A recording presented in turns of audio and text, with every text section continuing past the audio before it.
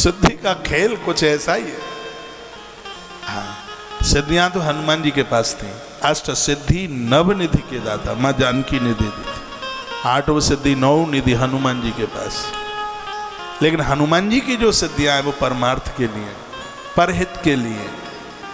और सिद्धियां कहीं अपने सम्मान के लिए, अपने आदर के लिए, अपने मान के लिए, अपने स्वार्थ के लिए सिद्धियों को सिद्ध करोगे तो सिद्धियां बर्बाद कर देंगी, खत्म कर देंगी। बड़े बड़े तांत्रिक इस देश में हुए। एक तो इतना बड़ा तांत्रिक था, नाम नहीं मैं लूंगा, हथकड़ी डाली, हथकड़ी डलती नहीं है, टूट के नीचे गिर जाती है। और आप में बहुत लोग उस तांत्रिक का नाम जानते हैं। हथकड़ी डाले, टूट करके नीचे गिर जाए। जेल में बंद करो उसे, कपाट ही ना लगे, जैसे तैसे लगाए तो खुल जाए अपने आप। ऐसे ऐसे सिद्ध हुए, बड़े सिद्ध हुए। तो जो 14 मुखी जो रुद्राक्ष है, ये सिद्धि करने वाले लोग इसको प्रयोग में लेते हैं। तांत्रिक लोग भी इसको प्रयोग में लेते हैं, सिद्धि करने वाले लोग इसको बहुत प्रयोग में लेते हैं। इससे साधना में सिद्धि मिल जाती है। इसको धारण करने से कोई त्रुटि नहीं होती, साधना के समय कोई गलती नहीं होती। उसके लिए 14 मुखी रुद्राक्ष। अब तो मुझे पता नहीं है, 2018 में 10,500 रुपए का एक दाना आ रहा था। एक कोई डॉक्टर साहब थे, मैं उस समय बाहर था, कहीं क्रूज की यात्रा में था, मैं बाहर था, प्रोग्राम पता नहीं कहाँ था, बाहर ही था क्रूज पर, विदेश में कहीं कार्यक्रम था हुआ है। तो एक डॉक्टर साहब का फ़ोन था, मैसेज था, कहा कि महाराज जी 10 मुखी रुद्राक्ष, वो 14 मुखी रुद्राक्ष चाहिए और असली अवेलेबल हो जाए, आपको इसकी जानकारी है तो बता दें। तो फिर मैंने वहीं से कुछ पता किया और वो उपलब्ध हुआ, और वो 10,500 रुपये का वो रुद्राक्ष आया, 14 मुखी था। रुद्राक्षों में ये तो अनमोल चीज़ें हैं, बस मिल जाए, पैसा वैसा कुछ मायना नहीं रखता, चीज़ असली मिल जाए। फिर उसको बताने वाला मिल जाए, कोई धारण करने वाला मिल जाए। हर रुद्राक्ष को धारण करने के मंत्र हैं। वर्णन किया है कि इति रुद्राक्ष भेदा ही प्रोक्ता भई मुख वेदता तन मंत्रा श्रवण प्रीत्या क्रमाक्षेश्वरात्मन।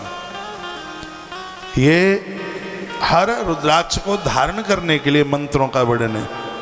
कुछ भी नहीं आता है तो जब भी आप रुद्राक्ष संतों से लिए हैं तो उनके हाथ से तो मंत्रों से अभिमंत्रित ही हैं, उसमें तो कुछ करने की ज़रूरत है ही नहीं।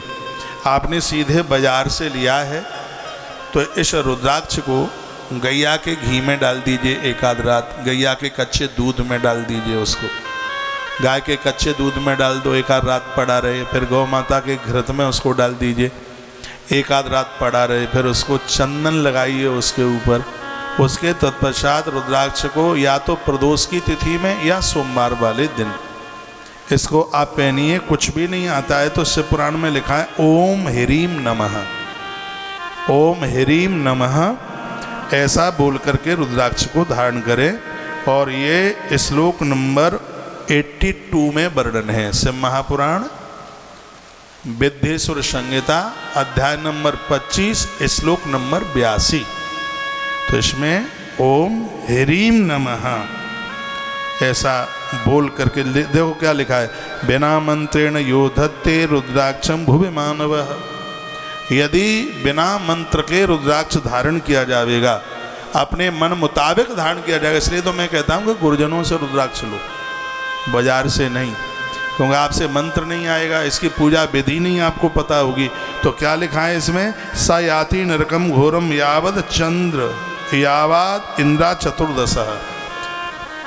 वर्णन है कि 14 इंद्र जब तक गद्दी पर बैठेंगे, यदि इसका गलत प्रयोग हो गया तो व्यक्ति नरक में पड़ा रहेगा। ये मैं डरा नहीं रहा हूँ, ये सही है। ये तो कभी कभी इन बच्चों को पता है, ये मुझे बिना पूजा का डायरेक्ट रुद्राक्ष दे दे, मैं तत्काल वापस कर देता हूँ उसको, तत्काल। ध्यान रखना इस बात के लिए। ये यहाँ इस ग्रंथ में वर्णन किया गया है, 83 नंबर का श्लोक है।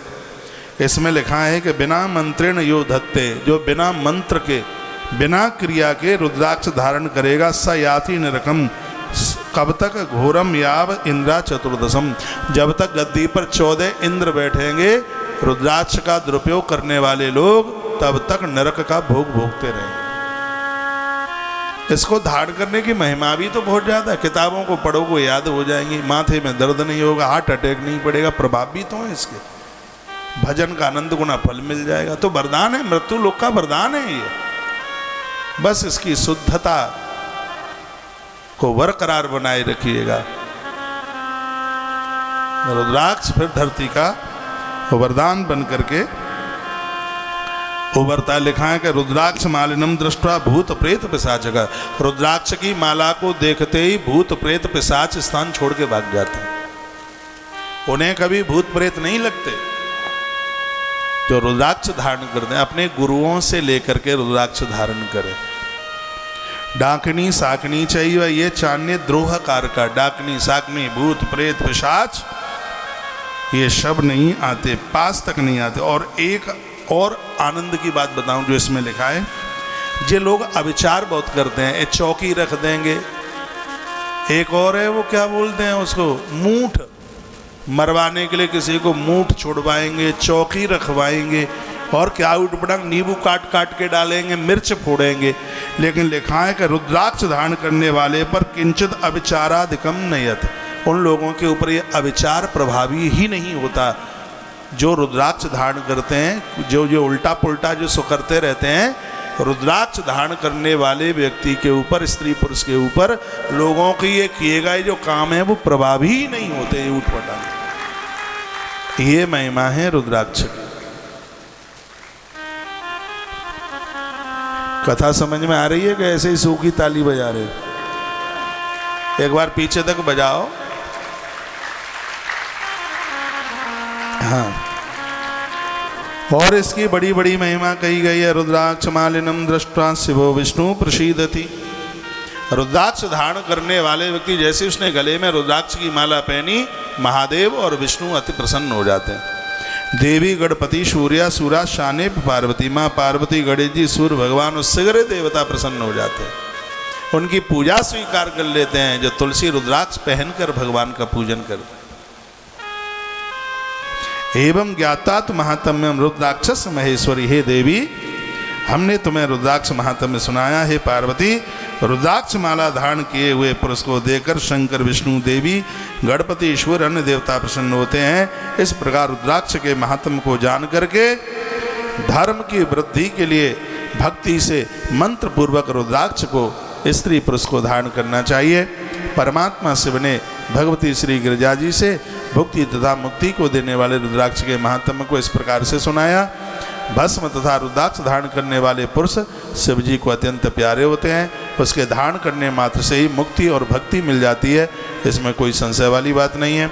भस्म और रुद्राक्ष धारण करने वाला शिव भक्त हो जाता है, इसमें कोई संशय वाली बात नहीं है। जो भस्म रुद्राक्ष धारण करके मुख से पंचाक्षर मंत्र का जप करता है, उसकी भक्ति पूरी हो जाती है। बिना भस्म धारण किए, बिना रुद्राक्ष माला पहने हुए महादेव का जो पूजन करता है, उसे पूजा का पूरा फल नहीं मिलता। कुछ तो मिलता होगा, लेकिन पूरा नहीं मिलता। जितना मिलना चाहिए उतना नहीं मिलता। बिना भस्म त्रिपुंडेन बिना रुद्राक्ष मालया पूज तोपी महादेवो नाभीष्टा फलदायक। पूरा फल मिलता नहीं है। रुद्राक्ष भस्म नोर्भक्ता सर्वान कामनानुवाप्नुयात्। जो रुद्राक्ष धारण करके जिनके घरों में रुद्राक्ष की महिमा है, यह सर्व सुखम भुक्ता पुत्र पौत्रादि संयुतम। उसके घर में पुत्र और पौत्रों को उस घर में बहुत आनंद मिलता है। लभेत परत्र सन मोक्षम शिवा सत्य प्रियो भवेत। वर्णन किया गया है मोक्ष मुक्ति को देने वाली ये साधना है। विद्येश्वर संहितेयम कथिता भो मुनीश्वराः। ये विद्येश्वर संहिता आप 19 तारीख से कथा शुरू हुई है, 21 तारीख से तुम विद्येश्वर संहिता ही सुन रहे हो। आज तारीख हो गई है 25 हो गई है, तो 21, 22, 23, 24, 25 5 दिन एक ही संहिता में हो गए। तो एक संहिता में 5 दिन और संहिताएं 7। ये तो कथा रही 9 दिन की, 35 दिन की होनी चाहिए थी कथा, तब कुछ पता लगता कि शिव पुराण हुई है। अभी तो एक ही संहिता हुई है, 25 अध्याय हुए हैं और अध्याय है इसमें 474 है इसमें अध्याय, और हुए हैं 25। और दिनाने कर गए सिगरे। अब कहोगे कि का करते रहे, अब कथा ही कहते रहे और का कहते रहे, कोई कव्वाली तो सुनाई नहीं, कथा ही सुना रहे थे। भगवान की कथा ही अपने आप में इतनी अनंत है, इतनी दिव्य है, जीवन भर बोलते रहिए। भगवान के चरित्र तो बहुत आनंद करने वाले हैं। अब लिखा है, जो विद्येश्वर संहिता की कथा जिसने सुनी है, सर्व सिद्धि प्रदानितम मुक्तदा शिव शासनाथ। भगवान शंकर का कहना है, जिसने विद्येश्वर संहिता सुन ली शिव महापुराण की, उसको मुक्ति देना ये मेरे अधिकार में आ गया भगवान शिव। आज भी जो लोग आ गए हैं पांडाल परिसर में, भगवान शिव की बड़ी कृपा हुई है, भगवान भोलेनाथ की कृपा से ही और आप इस पांडाल में बैठ गए हैं, क्योंकि शिव की कृपा के बिना कभी भी शिव पुराण की कथा सुनने को नहीं मिल सकती।